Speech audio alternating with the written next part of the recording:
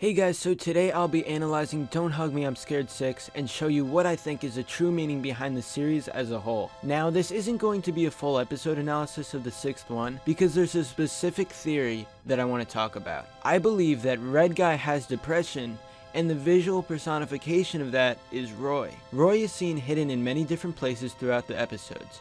Red Guy wants to push these depressing feelings away, which explains why Roy is hidden in the shadows, in corners, and even a telephone booth where it's hard to actually see him. In Don't Hug Me I'm Scared 4, Red Guy's mind literally blows up in the end.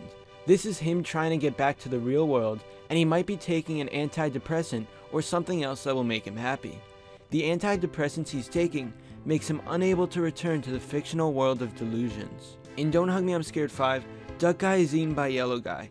This shows that Red Guy is losing control of the world, and it falls into chaos without him there to do anything. Over time, his friends are disappearing, and his connection to the world is decreasing because of the antidepressants. Also in Don't Hug Me I'm Scared 5, Red Guy uses the telephone to try and get back in touch with the world he created. Now fast forward to Don't Hug Me I'm Scared 6, and it is known that the real world is something he doesn't like. He thinks it's very boring because all the office workers are just doing their work and not caring about his thoughts. When he sings about the song he learned about being creative in the delusions of the fictional world, he wants to make the real world a better place and a more exciting place. But other Red Guys in the world do not see the same thing he does because the rest of society believes that the real world is not boring. What's your favorite idea? Mine is being creative. How do you get the idea?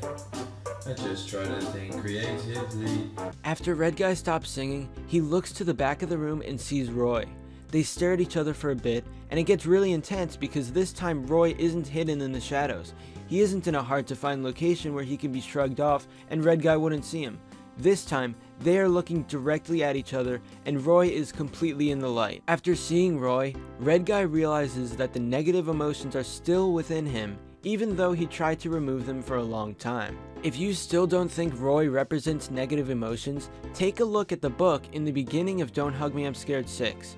Yellow Guy is looking at a book filled with some happy memories, including the graduation of his friend, his fun time at the beach, and a birthday party where all three of them are having fun. However, Roy is completely out of place in this book. He is seen staring at the camera, and the picture is black and white. While this may mean nothing, one should question what Roy is doing in this book. It is assumed to be a book of happy memories for all three of the main characters, and Roy just stares intensely in an ominous way with the black and white. The colored pictures represent happy moments in life, but the black and white picture of Roy is symbolizing that he is the visual representation of Red Guy's depressing feelings. And the fact that he is on the same page as Red Guy graduating may be a coincidence, but if not, then that proves this theory even further. Now Red Guy doesn't take his medication, and he is taken to the control panel room. Even though he has some influence over the delusional world, there's no way to actually return to it. He realized that his illness was Roy, and that Roy was the visual representation of all the bad feelings he's had in the past. Roy stretches his arm out of the fog. This represents Red Guy's feelings catching up with him slowly, which is why Roy's arm takes a while to actually reach him. There's only one thing left to do. Red Guy needs to end it all. He sees the plug connected to the control panel, and he decides to unplug. The next thing we see is a very new beginning. All three characters are alive and seemingly happy. If you haven't noticed, each of them is their favorite color that was stated in Don't Hug Me I'm Scared 1.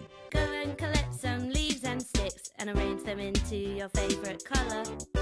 Blue, red, green. Also, look through the window and you will actually see the sun. Now this may mean nothing at first, but we didn't get a glimpse of the sun in Don't Hug Me I'm Scared 1 at this same window, and now it has appeared. The sun symbolizes that everything is going to be okay and that times are happier now.